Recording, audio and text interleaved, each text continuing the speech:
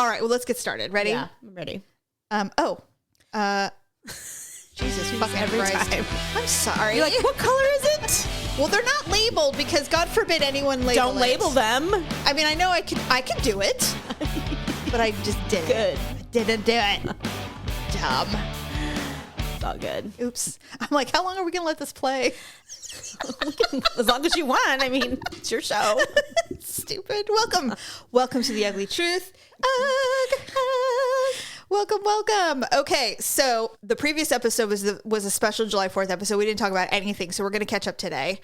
The July 4th episode, we did hot ones. Oh, so we right. didn't talk Okay. about anything, so we saved it for this week's show. Oh, right. Now we just have so much to talk about. Now, Daryl and I did the Boston recap episode, so we talked about obviously how we were completely delayed for 48 hours, how we got the last hotel in Boston. So lucky. All the things. I have to listen to that show. I haven't listened to it yet. It's I've been fine. really busy. No, but I want to hear Yeah. it because I didn't hear the deets. I'm not going to give you all the, but what I saved for you is all of the people I had to deal with, all the citizens of this country that I had to interact or deal with. Well, yeah, and I traveled too the same weekend. And that's the other thing is that you and I actually were both in airports at the time. And you're like, ugh, are you still stuck in Boston? I'm like, I'm still fucking in Boston. I'm at the airport. And you're like, believe I'm it. stuck too. Well, I was, but not as stuck as you. Okay, so to recap, you had you went to Arizona to visit your daughter who was there for some work training. Yes. And I was there all of 16 hours. You were also delayed because of what was going on the East Coast. So the first time they told us it was our plane issue, our plane that was leaving from coming to get me in Sacramento was delayed leaving Phoenix, and they had to swap out our plane. Okay. So I was grateful for that because I don't want to get on a plane that they have to swap out. 100%. Good. Bye. I don't want to die. And then on my way home, my flight was delayed for unknown reasons. I do believe it was the fallout of what was going on with you. In the East Coast. Yes. Because at that point, there really wasn't any reason. Everything was just the plane was coming from North Carolina, and it was... Oh, it got there late. God, it was just the worst awful. part of it was when I landed in LA, I had a connection on the way home. It wasn't a direct flight, sadly. And LAX is currently under massive renovation. And they all are, by the way. Find an airport that's not under construction. Well, right Phoenix now. wasn't under construction, but I didn't realize what a hub that place was. It's huge. Phoenix Sky Harbor is, oh my God, it was so busy. Yes. But LA, I didn't know that. So LA is under this ginormous construction, and it is ridiculous. It is ridiculous. And so I was on a smaller jet, and so it's in a different part of the airport. It's in the bowels of LAX. I know exactly where it is. It is. And so I land late because my flight was late. They were boarding when I was sitting on my airplane waiting to deboard. Were you having anxiety? 100%. And the flight attendants are like, look, we have people who are trying to make connections. So if this is your final stop, please be nice. Let them off because they will be running to try to make their connections. Well, I was one of those people. Did they let you off? They did. People were really God. kind. And I had upgraded my seat on that second flight so I was in the front of the airplane. I wasn't in first class, but I was right behind first class. Sure. And first class was full, you assholes. I was so angry. I was like, what? What do you mean it's full? It's an hour flight. It's an hour from Phoenix to LA. So anyway, I was grateful for that. Thank God I did that. And so I literally had to run, and I don't run. Yeah. I do not run. I jiggle. So I'm jiggling down, through the airport. Jello walking. Yeah. And because it's under construction, there's like signs, handwritten signs with an arrow pointing, go this way. And I'm like, please God, let this be the right way. Yeah. Because it could very well be the wrong way. Because I always do everything wrong. Of course. First round, yes. Yeah, I'm awkward. And so I'm running, and nonetheless, I did make it. Good. But when I got on the airplane, I'm sweating. I'm out of breath. Everybody's on the airplane. Except for you. Except for me. And people are in my seats. No, because they think that no one's going to show up for the seat. They figured we're loaded. Like, everyone's on this airplane. We are literally like, they were waiting for the doors shut. And here I come popping on. What did you do? So our lovely flight attendant, who was very colorful and lovely, he's like, no problem. Stand right here. Where the flight attendants are in the front of the airplane. He goes back there. He's like, everyone, aren't we having so much fun? He's like, but we all need to go to our assigned seats. There's people who just made their connection and they need to sit where they're supposed to sit. He's like, so of course there's a ginormous, like 300-pound dude in my seat. Great. And by the way, Bill, thanks for warming it up for me, asshole. Well, and he's looking at me like, you jerk. And I'm like, I'm a jerk. I paid for the fucking fucking seat, dick. Get up. I'm sorry to inconvenience you for my paid seat, but I want to go home too. And so that worked out.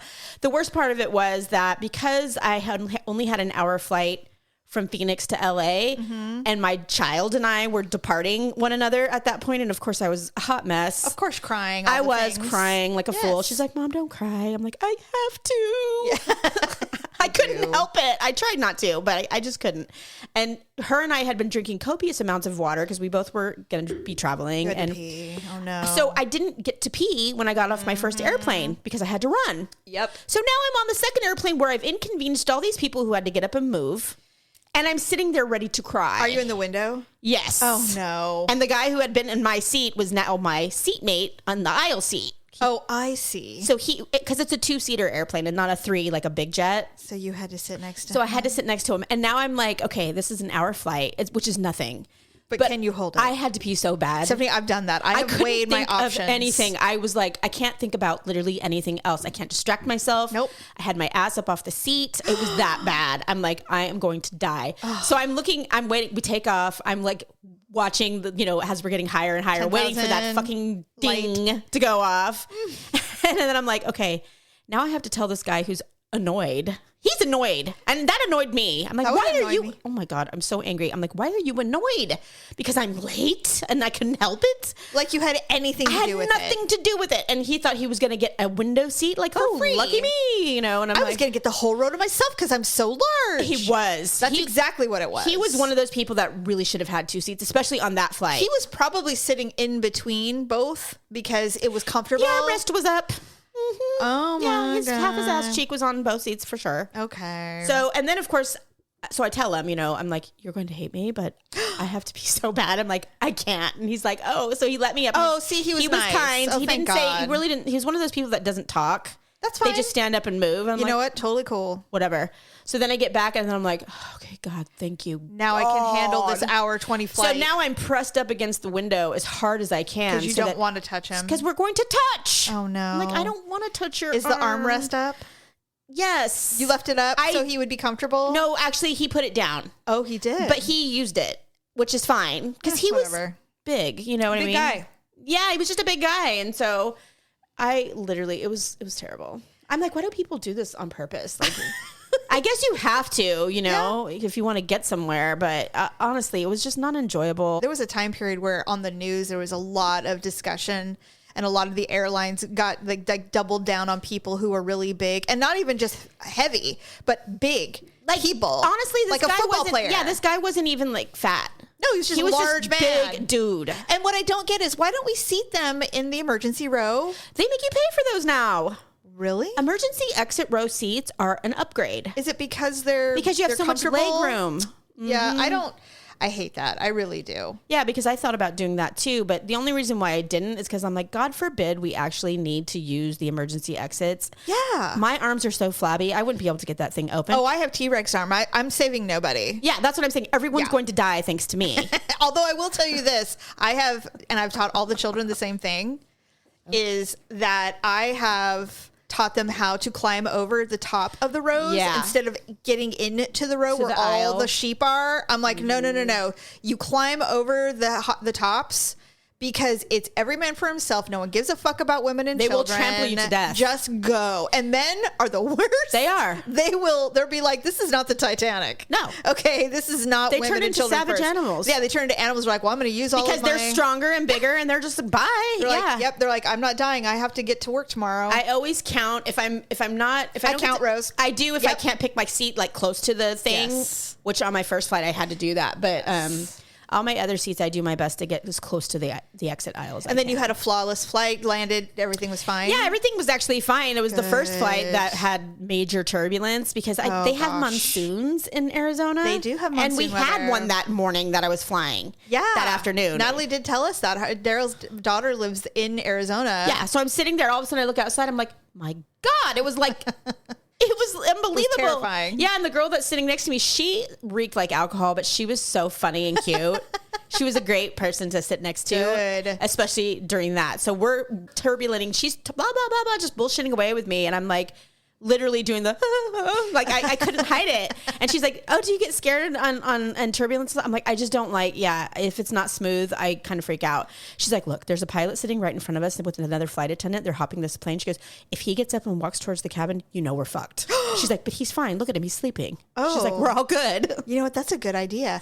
Like, you're right. That actually happened when we were flying to Boston, the red eye. And there was some turbulence, and it wasn't too significant, but there was one where it was down just a little bit.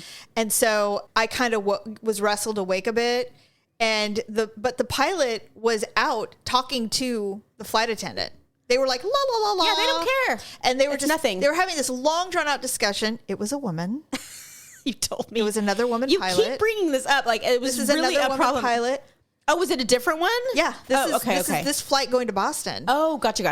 It was a female pilot. I actually saw her. She actually flew us back to Sacramento. Oh. As well. So it's obviously her route. But she was chill with everything. I'm like, okay, well, if she's walking around having conversations with flight attendants, it's fine. This is no big deal. Right. So I'm like, okay, thank God. But I'm with you. I'm just like, I've experienced really bad turbulence. Oh God, I haven't. We were, this was when I was in high school, and our dance team got to go to Florida. Well, we had a connection in Chicago. Oh. And so from Chicago. Oh, you know what? I lied. I did. And it was out of Chicago. Yes. And so from California to Chicago, the flight was great. Chicago to Florida, we hit some turbulence, and back then it was pre 9/11. And so nobody had seatbelts on. There's still like ashtrays in the seat. Right. Like no one was smoking, but it was very casual. It was just a lot different. So we hit this turbulence, and we fell so far out that people flew up and hit the ceiling. Oh my God. Who didn't have their seatbelts on?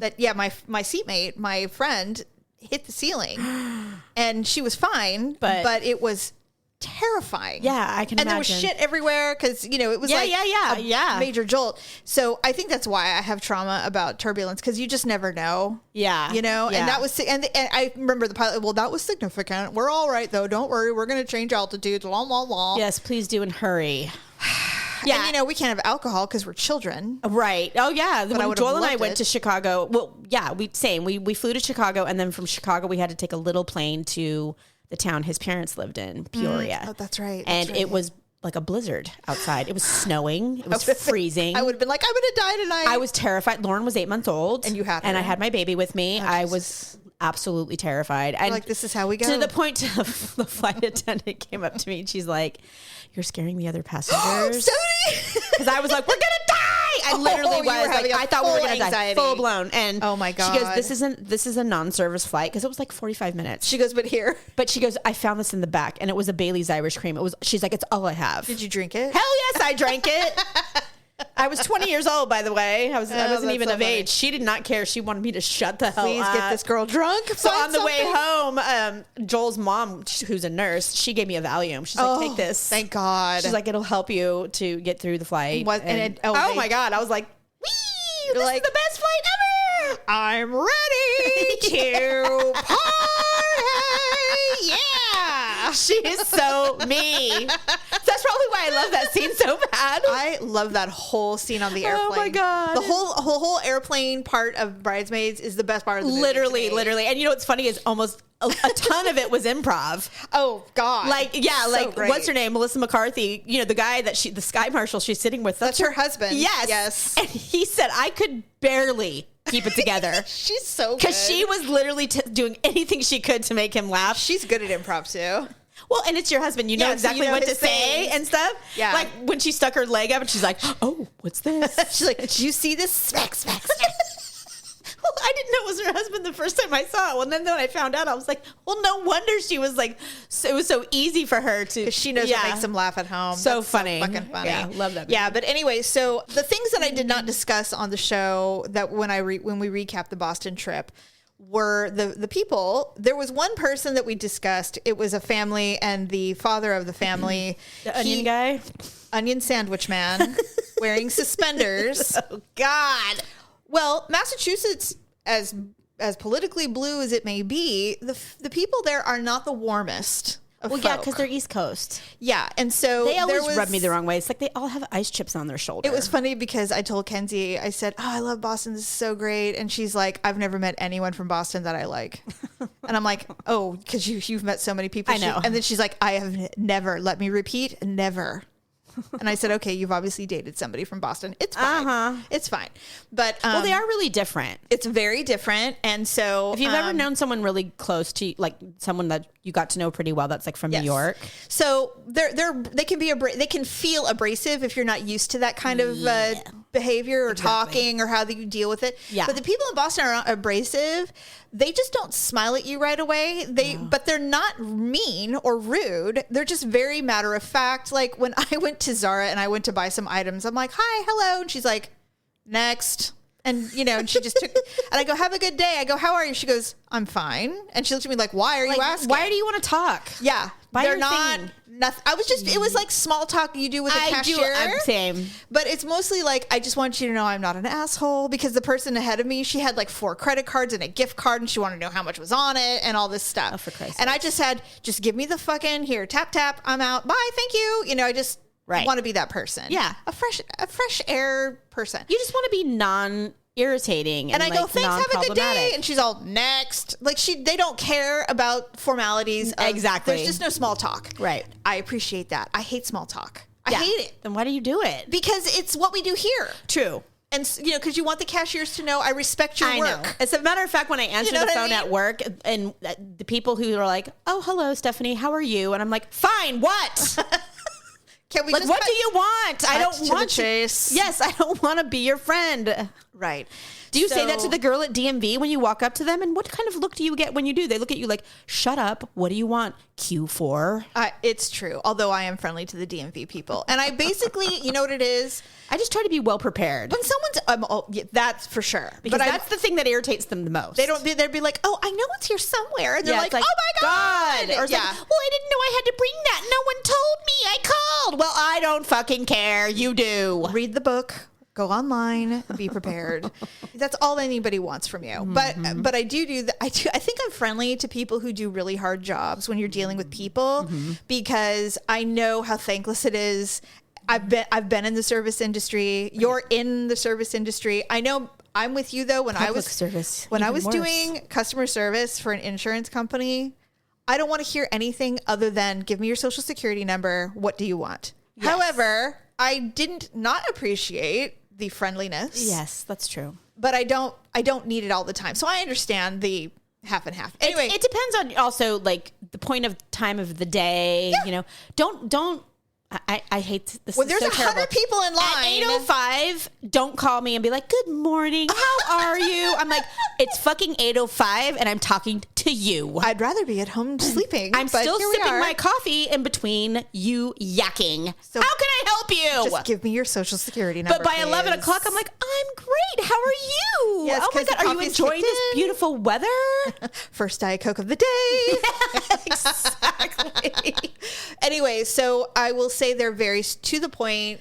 Yes. And somebody explained it to me this way. They said, if you meet somebody from the West Coast, not just California, if you meet somebody from the West Coast, they're very friendly, forward friendly. But if you're broken down on the side of the road, not one of them will stop and help you. They'll keep driving. Yeah. Because they got shit to do. Right. If you break down in Boston, they will pull over and they'll go, "What the fuck? You don't know how to change a tire?" And as they're changing your tire. Oh. So that is the difference. Okay. Yeah. If that makes sense. That does make sense because it's absolutely true. That's exactly how you would define it. Like, we were at this bar and I was just sitting there with my old school Red Sox hat on, and we're just sitting there having a cocktail. Daryl had too many cocktails, actually. No. It's fine. But I told him, I said, "You're slurring. You're in front of work people. Stop it." Stop. Exactly. And so he immediately switched to water. It's a dangerous thing to do when you're working. I told him that. And because you're having fun. Well, they all were drunk. Everybody was. All right, fine. But it doesn't matter. Yes. It doesn't matter. To me, it doesn't matter. I've done it, Jamie. I have all done it. I have not remembered Christmas parties. Stephanie? And the next day, guess who was the butt of every joke? You want it to this day. In the office when we're all sober. I know that there are people that I used to work with to this day that discuss the story of me getting so drunk that I fell out of a bus. God, of course you did. Head first. And my legs were laying on the stairs when everyone was trying to leave. Oh my God. station. Oh my God. We had done a Christmas tour. We were dropping gift baskets off to all the clients. Nice. And so we were drinking and we were on the bus because we didn't have to drive. And I was not accustomed to this kind of drinking. I didn't do that kind of drinking. Right. And so then we got back to the station and I had been sitting and I got up and I immediately fell backwards. And my head was on the I did not hit the pavement. Thank God. I slithered out of the bus, fell. And my legs were like, waving in the air. And the bus driver was like, holy shit. I had to have someone drive me home. Oh, yes. To go get my children from daycare. Oh, God. It was literally the last time I ever drank at a work function again. Yeah. I was very young. Yeah. No, there was a, yes. But I've learned that lesson. I've learned that lesson. I don't do it. Definitely people who talk about that. Oh, I'm sure I would. I definitely would. Do you remember back in the 90s? Oh my God. Yeah. It's really tempting when you're doing it because, it feels great. Not only that. Yeah. So like I've gone out with my work family a bunch of times at work, and I've had the same job for almost 10 years. So I've known these people for a long time. They're like family to me. But I always remind myself when I'm starting to get that really good buzz. You're like, okay, that's it. I'm like, okay, they're going to see a side of you that they've never seen soon if you don't stop it. Yes. Because you guys all know each other, but we've never seen each other like that. They don't really know you. Well, I mean, and I don't know them like that. True. Right? I mean, but we all do it, but we just have never done it from each other. It's true. So I'm like, stop it right this second. Don't go another sip. I'm like, you will regret it. And I'm thank God I have been able to maintain that so far. So speaking of, Daryl and I were we stayed at the Fairmont. Lovely. And it was a lovely, lovely hotel. Very, very old, renovated. So it's like... Boston basically doesn't build, they don't tear anything down. They renovate. They're like France. Well, San Francisco's kind of like that too. Yeah, there's no new, everything is just renovated. And as a matter of fact, the Fairmont in San Francisco is same. Yeah. Yes, it's the same. It's gorgeous, but it's old. Yeah, but I thought our room was amazing. We had a great view. There was no screens on the windows. Oh, weird. Like super old school. Yeah. So you could open them like a quarter of the way so you get some fresh air. And so I would open it. Well, we were laying there and it was like our second morning. So I was pretty jet lagged and I was laying there with the window open. I was just looking outside going, God, this is so great. I can see the Boston Public Library, the breeze. Pretty. There is an ocean breeze because it's a small state and you're not that far from the ocean. Even though you can't see it. Exactly. So I'm just like, this is so lovely. And all of a sudden a bird came in. Flew in. It just came in. And it's like, oh, what's going on here? And then I sat up like, oh! And Daryl's in the shower, of course. Oh, I was going to say, where was he? And I was like, and then finally the bird's like, okay, you are way too much, and flew away. Okay, at least he was smart enough to go out. It did not come in. It did. He perched on the window? Oh, no, he came in. He was on the desk. Oh, God. And then he's like, no. And then well, you know what? Maybe that's his shtick. Maybe he does that, and people are like, oh, my God, look, give it a cracker or something. And he's like, okay, she's not by. Those filthy creatures. Next window. Some city bird in my hotel. Get out. Anyway. They have a cigar and a beanie on. Yeah, really. So Daryl and I were at the hotel restaurant and we were having dinner. And these two girls were sitting next to us. Now, I don't know about you, but I'm a big fan of eavesdropping. If you're going to make us sit this close to each other, yeah, I'll eavesdrop. But I know you can't hear sometimes. No, but I can very strategically move my head to hear things. Sure. So my left ear's great. Yeah. So these two girls were sitting to my left, and Daryl and I were sitting. We were at the very end, and basically there's this long ass bench, and then they have table. Oh yeah. Okay. So I'm sitting on the bench side. So these two girls are probably like 25, 26. The one girl that was sitting across from Daryl was from Georgia, Atlanta, and she had interviewed and had accepted a job in Boston. So this was her first day kind of getting, paperwork and acclimating and learning all the things. This is somebody she'll be working with. And so she's like, well, let me take you to dinner because she flies out in the morning. I learned all of these things while they were sitting there. But it was so hilarious because they're like talking about work a little bit. And she goes, well, I went to a bar last night because I wanted to kind of get the lay of the land of the Boston choices for women here. And she goes, oh, And then the Boston girl's like, oh, yeah. And she goes, everyone is so short here. And she's like, it's true, girl. She goes, all the men are short. Wait, what? Yeah. She goes, everyone's so short. She goes, well, because everybody's very Irish in Boston. Right. And Irishmen tend to Italian? be shorter. I didn't mean a whole lot of Italian, but they do have an Italian area, so probably, maybe. But it's a lot of Irish immigrated to Massachusetts. But if there's a lot of money there, I don't fucking care. Especially if I'm a single young girl moving to the city. Right. And she's like, I'm going to sell my car so I can live in a nicer part of Boston. She's like, 100%. You must. And I'm like, I absolutely loved everything about what I'm hearing. So after they left, because they just had a cocktail and left. Right. I turned to Dale. I go, wasn't that exciting? He goes, what are you talking about? I go, those two girls. They're just starting their life. They're talking about Tinder and the bars and the short guys. And it was so cute. It's the cutest. And I'm so happy for them, actually. And and they were talking about how fun, right? There's one cute guy in the office, but nobody talks to him because it's unprofessional because everybody wants to fuck him. But I'm like, oh, what? God. So anyway. The new girl from Georgia will get him. Eventually. She's the new meat, of course. Yeah, he's like, oh, she's from out of town. Yeah, she doesn't know that I'm a douchebag. Memorized bus schedules. Exactly. Don't tell me you haven't. So anyway, there was that one, and it was amazing, and I absolutely loved it. And then we were in this bar, and it was a mix. I guess it was kind of like a college bar, but it was a bar that's really next door to Fenway. So all the people who go to the game walk in after the game. So we left a little early. We were there having a cocktail, and this guy, clearly a local person, this guy walks up, stands in front of me, points, and goes, "Pretty!" And then he walks away. And I start laughing. I think it's hilarious. Well, it's hilarious. He's clearly intoxicated. Not that you're... No.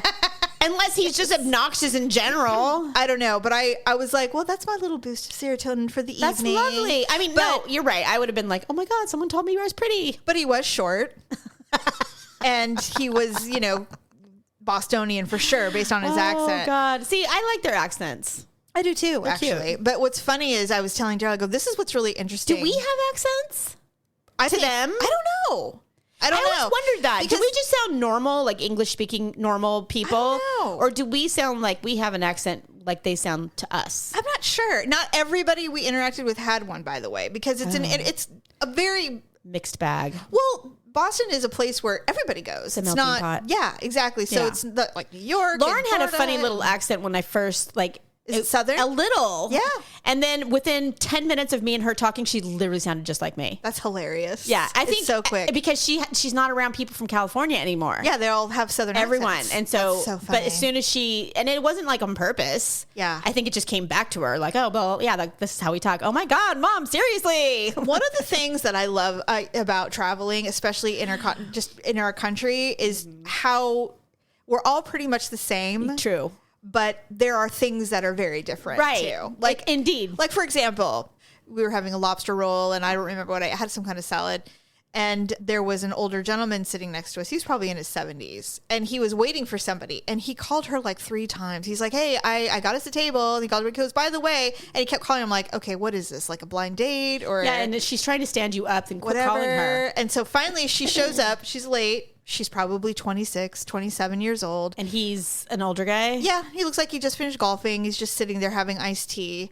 And they sit down. She was interviewing for a position. He has a non-for-profit. Oh. And she's like, okay, so, and she's like on it. She's like, okay, so this is my availability. This is how much I can accept, da, da, da. And she goes, is this a 501, da, da, da. And she's going through the whole, like, she's a true person who understands what it means to work for a non-for-profit. Okay. He's like, oh, well, it's just me right now. And I'm all, pervert. Run, girl.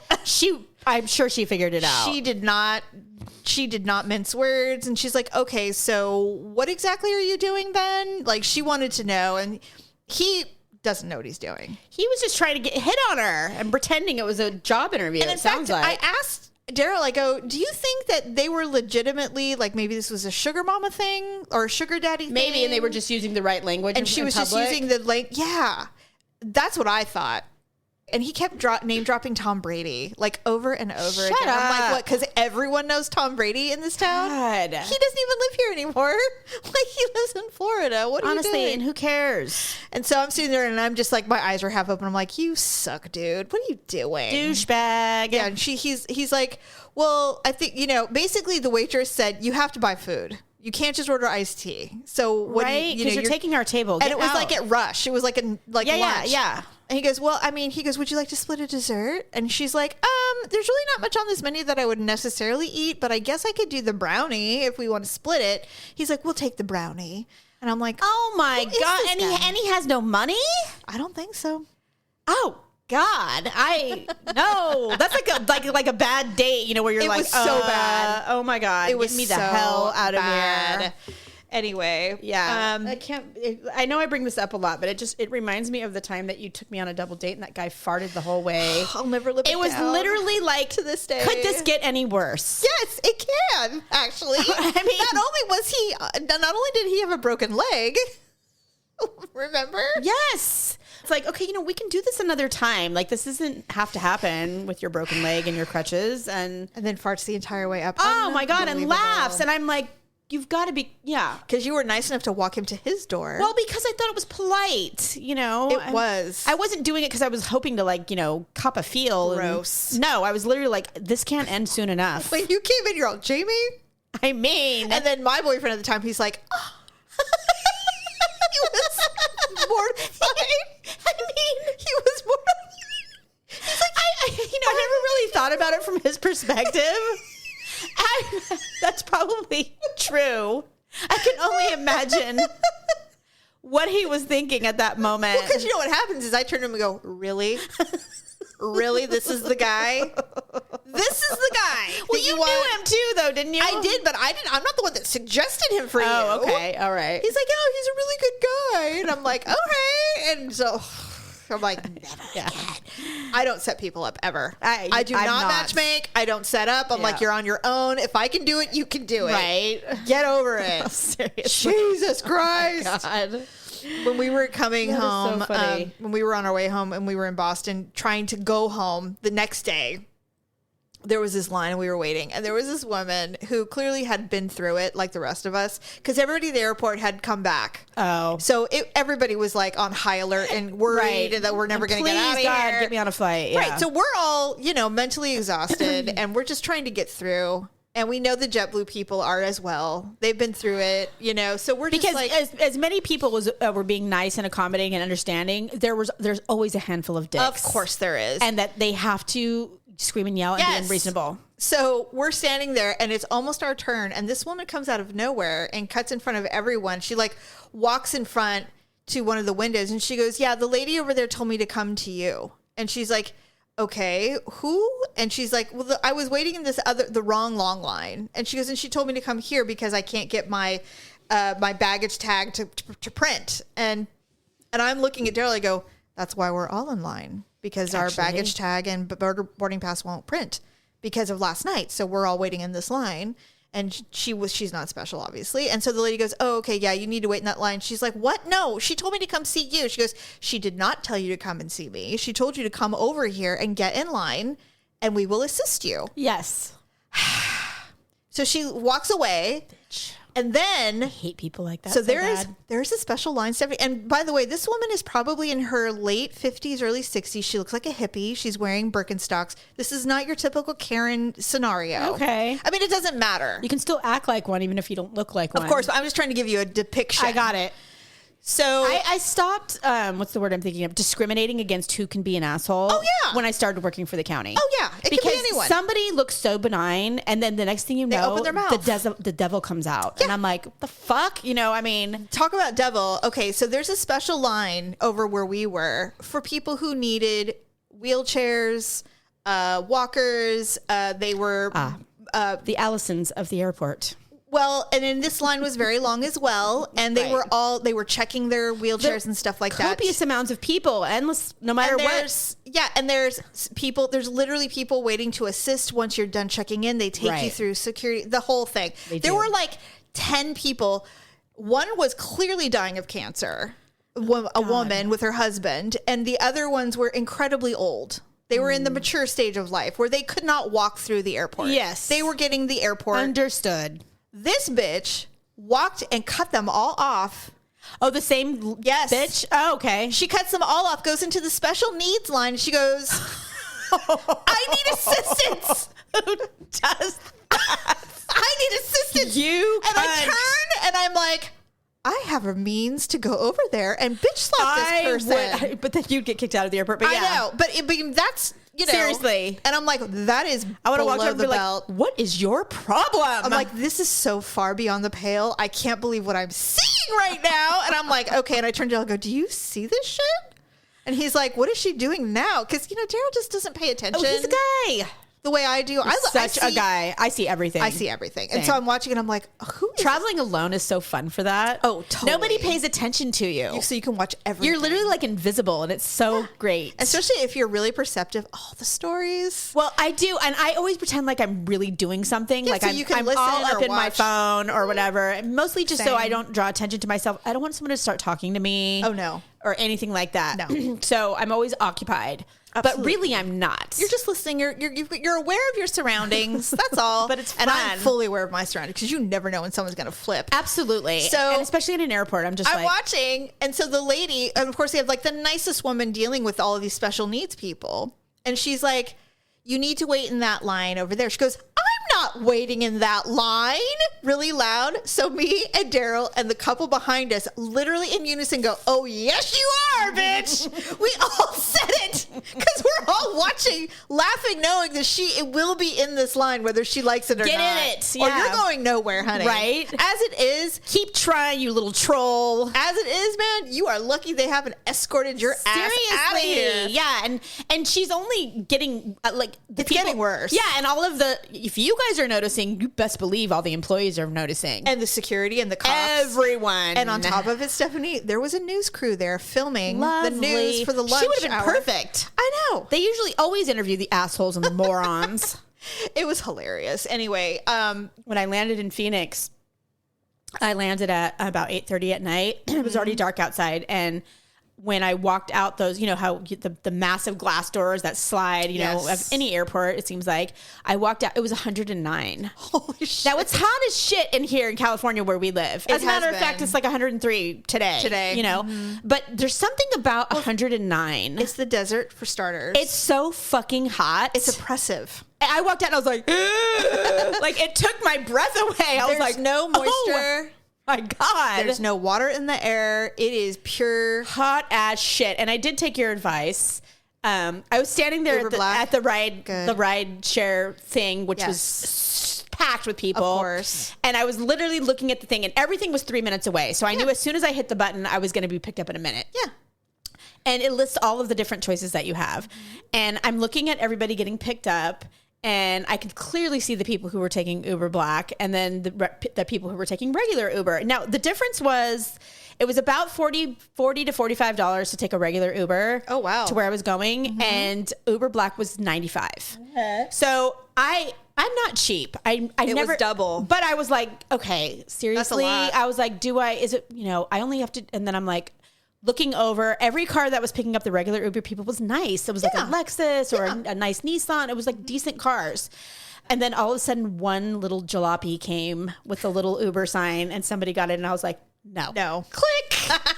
I hit Uber Black. I was like, that will be me. Yeah. The only person who gets the shitty car, it'll end up being me. So no, That's I did right. the Uber Black, this gorgeous, 2022 Chevy GMC thing that was like a limo, basically. And it's so nice and cool inside. Oh my God, it was gorgeous. I got in this, I was like, damn, this is what $100,000 looks like. I'm like, this thing is fucking badass. It's a bait. The guy's It's like, so great. doot. He turned up the So thing. good. He was quiet. He didn't talk. See? He nodded and smiled. Like, You're I'm like, like, would you mind stopping at the liquor store on the way to the hotel? So I like, boop, boop. I figured out how to put in a stop because I didn't even know how to do that. nice.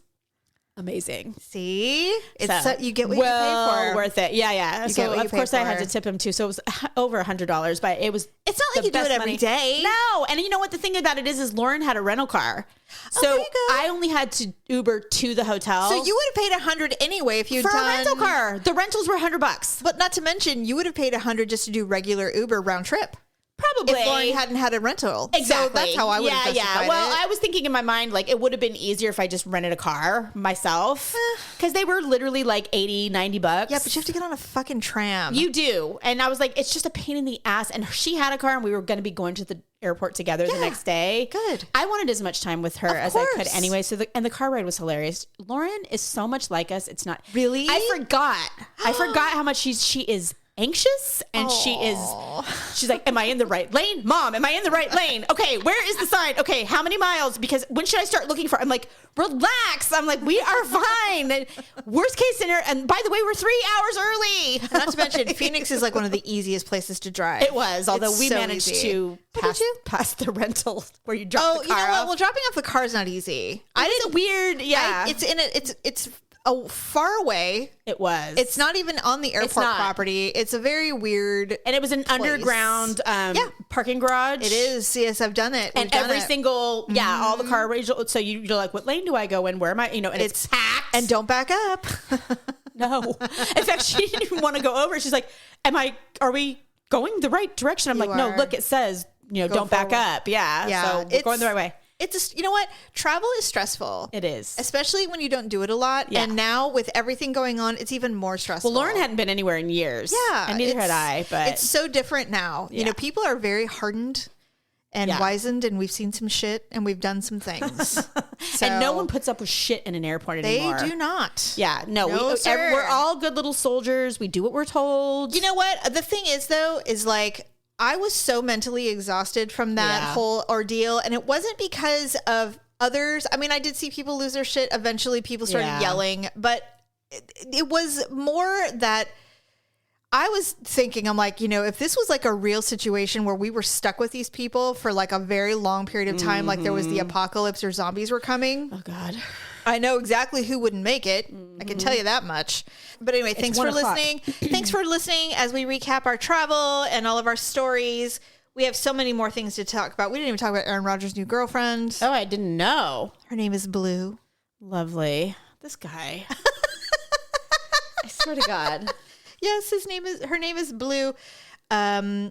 She is not a witch, but she's not a witch. She's the co-founder of a modern mystery school for women to reclaim the magical, radically authentic, wise, wild, unapologetic you. Shut up. And of course she has a podcast. Of course, who doesn't have a podcast?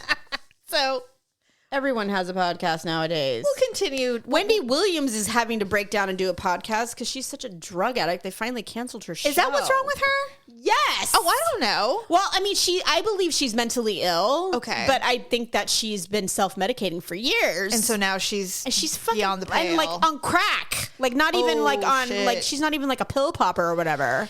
Well, I know that the Wendy Williams show ended and now, they renamed it to whoever was hosting it, didn't they? Yes, and I can't. She got a show. I can't remember either. It's not. I'll never watch it. Well, and I know. I barely watched Wendy Williams. I didn't either. I watched it once in a while because I saw did clips. I liked watching her roast celebrities. Well, that's always fun, right? Yes, because that's what she was kind of known for. But other than that, I really wasn't into her show. And then the other thing I wanted to tell you about, and this happened a while ago. Like maybe almost a month ago, there was a woman who decided to give birth in the ocean. I saw you post that. I'm like, oh my God. And did she? I thought it was an accident, but she did it on purpose. She did it on purpose. Well, thank you. Thank you, woman, for traumatizing all of the beach patrons. Right? That's what I said. Can you imagine having a family gathering at the beach? It was at the Pacific Ocean too, so it wasn't like it was in some random area. It was in probably a beach. She could have made like one of those sun tents where you're inside it, but like parked it on the ocean so we didn't all have to see your vagina. Can we discuss the filth of the ocean? By the way, I mean, it's so salty that and I imagine the baby's little head. And by the way, if you've ever been to California and you've been in our ocean, it's freezing. It's frigid. And it doesn't matter what part of the coast you're on. The water is like 55. Can you imagine the baby opening its little mouth and getting seawater in it? And in your eyes. And in his little eyes. It burns like a motherfucker. I remember the first time... No one told me the ocean was salty, and I'm pretty sure it was when you and I went to Hawaii. Yep. And we tried to do a tea party because we had a pool at home. So we used to play tea party. And we went underwater, and I opened my eyes, and I remember coming out, I'm like, ah! You probably don't remember that, but I remember it so clearly. I remember. Because I was like, ah, like, why does this burn? Mom's like, you idiots, it's salt water. Like, no one's told us this. What is this new liquid? We've never once known.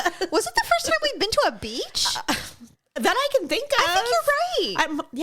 We never went to the beach. people. They never took us anywhere. Well, I mean, honestly, I was 8. Yeah. So you were like 10? Yeah. Or 9, Yeah, no, I was maybe 10. 10, yeah. I was 10. So, I mean, you know, we hadn't, and I'm sure those last few years of mom and dad's marriage were probably pretty terrible. Last thing they want to do is go on a beach They didn't take us on adventure. vacation. No, Yeah. it's true. So, I mean, you know. Anyway, yeah. So all I could think of was the baby and the filth going in the baby's mouth. And then, frankly, if she even tore a tiny bit, the seawater would singe your snatch. Oh, my God. Like nobody's business. And she's like, oh, I just, the contractions with the ebb and flow of the waves. And I'm like, Shut up. Okay, well, I'll fucking have to nut like job. read the. Yeah, I didn't. It was just too much for me. I'm like, I can't with people. Well, it's just like the time that Paula found the woman who gave birth to a baby in a stream, and the baby's head was sticking out of her vagina, and the fly landed on the baby head. Wait, in real life? Yes, it's on YouTube. Oh, I thought you meant Paul actually like witnessed this. No, I'm like, on wait, YouTube. what? On like, YouTube. Okay. And she found it, and so I'm like, when I saw the birthing baby of the sea, and I'm like, oh God, did you name it Sebastian the Crab? God, you fucking crazy girl. What's wrong with you? What's wrong with you? I know. Well, people are really into these doulas. They're going to cover those by insurance now. Well, that's all good and fine. No, it's good, but I mean, people are like, it's like birthing in general is like turning into a movement of evolution. Honestly, like, we are not going to be held down by traditional ways Stephanie, of giving birth, of what people have told us birth should be like. I'm like, okay, great. You know what? You do you. I'm having my child in a hospital around doctors. I want drugs. Not only that, but I mean, God forbid something goes wrong. Well, here's the deal. History is very cyclical. Politics are cyclical. Trends are cyclical. Fashion is cyclical. Back in the 70s, women were squatting and birthing kids in fields in their friend's house. I believe that's when the whole fucking having a swimming pool in your goddamn living room birthing occurred. Indeed. Oh, I just can't. And now it's back. And now it's back. Yeah. Now it's like, we are women. We are going to be free. And I'm like, hey, 100%. We can decide where we're going to give birth. I think that's amazing. And what the environment is for our new souls and life that come onto this planet. Wonderful. Okay, great. I'm fine. But it's not the norm. I mean, can we please embrace science? I'm all about Can science. we embrace science? I'm like, when it comes to medical things, it's, you know, it's, when it comes to medical things, I just don't find that my personal values or morals matter much in that situation. I want to live. I want to not be in pain.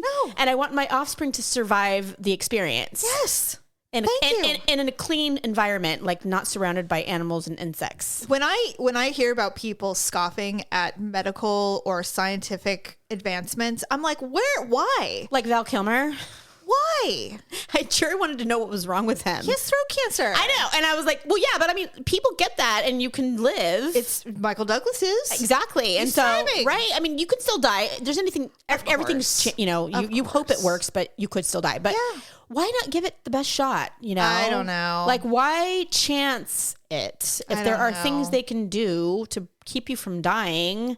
Or suffering dramatically. Like, what are we doing?